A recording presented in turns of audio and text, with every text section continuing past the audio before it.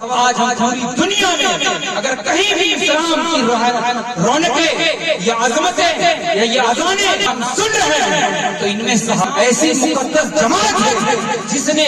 حضور سرور کائنات صلی اللہ تعالی علیہ وسلم سے ایسا عشق کیا اور ایسا نمونہ دنیا کے سامنے پیش کیا کہ حضور سے کیسا عشق کرنا چاہیے کہ دنیا نے دیکھا کہ اللہ رب العزت نے انہیں ایک ایسا مزدہ جزا سنا دیا اور بتا دیا کہ رضی اللہ عنہم ورضوا عنہ، اے لوگوں صحابہ کی جماعت ایک ایسی جماعت ہے جس سے اللہ رب العزت راضی ہے اور یہ اپنے رب سے راضی ہے۔ حضرات گرامی، صحابہ کرام کی واحد ایسی جماعت ہے کہ سارے صحابہ عادل ہیں، سارے صحابہ جنتی ہیں اور کسی بھی صحابہ کی توہین یہ گمراہی کا سبب ہے۔ لہذا صحابہ کرام کی جماعت جہاں ہمارے لیے حضور صلی اللہ علیہ وسلم سے عشق کرتے ہوئے جو ہمارے لیے نمونہ عمل پیش کیا ہے، ہمیں ان کے واقعات کو پڑھنا چاہیے۔ حضرت علامہ جلال الدین سیوطی رحمۃ اللہ تعالی علیہ اپنی مشہور زمانہ کتاب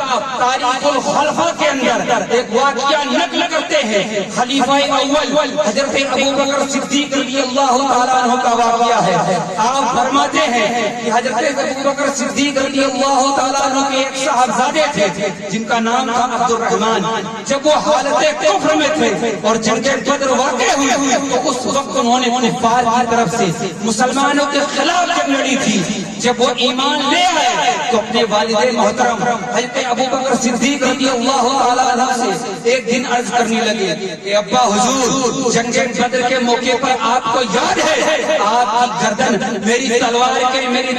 کے نیچے آ گئی تھی، لیکن میں نے آپ کو باپ سمجھ کے چھوڑ دیا تھا۔ ابو بکر صدیق رضی اللہ تعالیٰ عنہ کا جواب سنیے۔ حضرت ابو بکر صدیق فرماتے ہیں، اے میرے بیٹے عبد الرحمن سن، اگر تیری گردن میری تلوار کے نیچے اس وقت آ جاتی تو میں تجھے اپنا بیٹا نہیں بلکہ گستاخ رسول سمجھ کر تیری گردن تیرے بدن سے جدا کرتا۔ آپ سوچیں کہ صحابہ کرام کا کیسا عشق تھا کہ حضور کی محبت سے، حضور کی محبت کے سامنے خون کا رشتہ بھی ان کے سامنے ہے کیا، کیونکہ وہ جانتے تھے کہ دنیا میں آنے کا مقصد یہی ہے کہ حضور سے محبت کی جائے، حضور سے وفاداری کی جائے۔ ابو بکر صدیق رضی اللہ تعالیٰ عنہ کے بے شمار واقعات ہیں، لیکن میں صرف ایک واقعے پر اتفاق کروں گا۔ خلیفہ دو حضرت عمر فاروق رضی اللہ تعالیٰ عنہ کے زمانے میں ایک منافق تھا جس کا نام بشر تھا۔ منافق اس شخص کو کہتے ہیں جو بظاہر مسلمان نظر آئے لیکن حقیقت میں وہ اندر سے کافر ہو، اس کو منافق کہتے ہیں۔ آپ کے دور میں بشر نامی جو قاتل منافق تھا اس کے درمیان اور ایک یہودی کے درمیان کوئی معاملہ ہو گیا۔ سرور کائنات صلی اللہ تعالی علیہ وسلم کی بارگاہ میں یہودی اور وہ منافق پہنچا۔ حضور صلی اللہ تعالی علیہ وسلم نے جب پورے معاملے کی تحقیق کی تو پتہ چلا کہ اس معاملے میں یہودی حق پر ہے، لہذا حضور نے یہودی کے حق میں فیصلہ سنا دیا۔ جب اسی منافق نے دیکھا کہ حضور صلی اللہ تعالی علیہ وسلم نے میرے حق میں فیصلہ سنانے کے بجائے یہودی کے حق میں سنایا ہے تو حضور کی بارگاہ سے یہ کہتا ہوا نکلا کہ حضور نے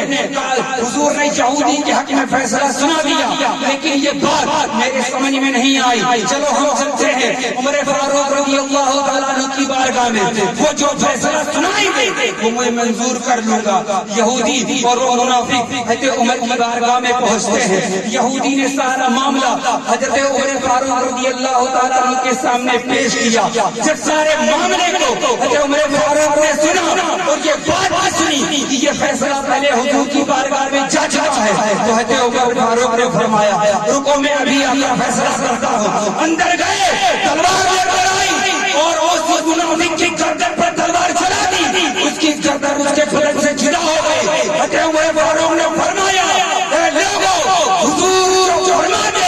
وہی حق ہے اور حضور کے فیصلے پر کسی کو کوئی ایک انگلی اٹھانے کا نہیں ہے، یہ حضرت عمر فاروق رضی اللہ تعالیٰ عنہ کا اس کے رسول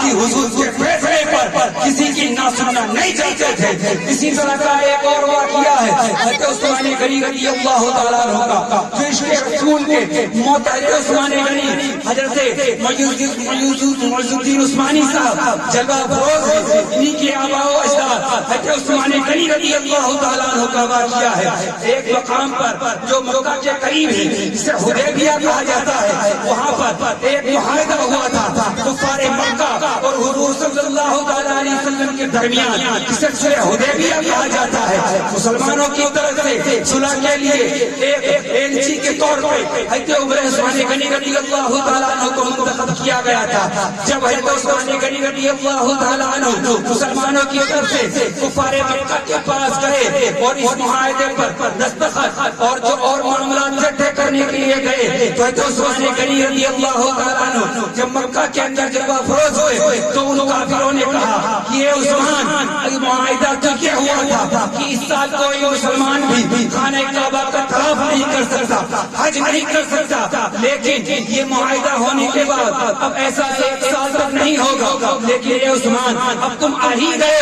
ہو تو خانہ کعبہ کا طواف کر لو۔ حضرت عثمان نے جواب دیا، اے لوگو، عثمان اپنے نبی کے بغیر طواف نہیں کر سکتا ہے، اسی وقت عثمان طواف کرے گا جب حضور سرور کائنات صلی اللہ تعالیٰ علیہ وسلم میرے ساتھ طواف کریں گے۔ یہ صحابہ کا اس کے رسول ہے جو بتاتا ہے کہ کس طرح حضور سے بے پناہ صحابہ کرام محبت کرتے تھے۔ اور حضرت عمر حضرت عثمان غنی رضی اللہ تعالیٰ عنہ نے جب بیعت رضوان کے موقع پر حضور صلی اللہ تعالیٰ علیہ وسلم کے ہاتھ پر بیعت کی تھی، تو جس ہاتھ سے بیعت کی ہے تاریخ کے اندر آتا ہے کہ حضرت عثمان غنی رضی اللہ تعالیٰ عنہ فرماتے ہیں کہ جس ہاتھ پر میں نے حضور صلی اللہ علیہ وسلم کے ہاتھ پر بیعت کی تھی، اس ہاتھ کو کبھی میں نے اپنی پوری زندگی بھی اپنی شرمگاہ سے مس نہیں کیا، اپنے پرسنل پارٹ سے ٹچ نہیں کیا۔ آپ سوچیں کس قدر صحابہ کرام حضور سرور کائنات صلی اللہ تعالیٰ علیہ وسلم سے محبت کرتے تھے۔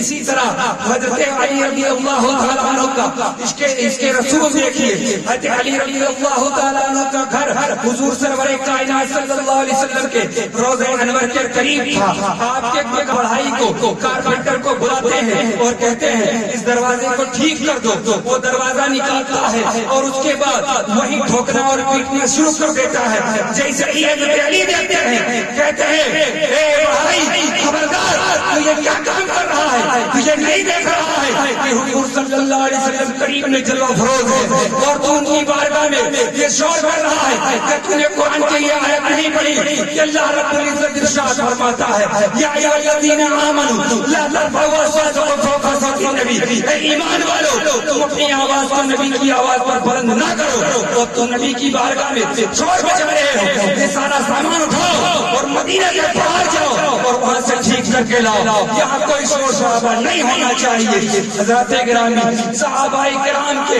بے شمار واقعات ہیں جو عشق رسول سے بھرے پڑے ہیں۔ جب آپ پڑھیں گے تو آپ کو اندازہ ہوگا کہ صحابہ نے جیسا عشق حضور صلی اللہ تعالیٰ علیہ وسلم سے کیا،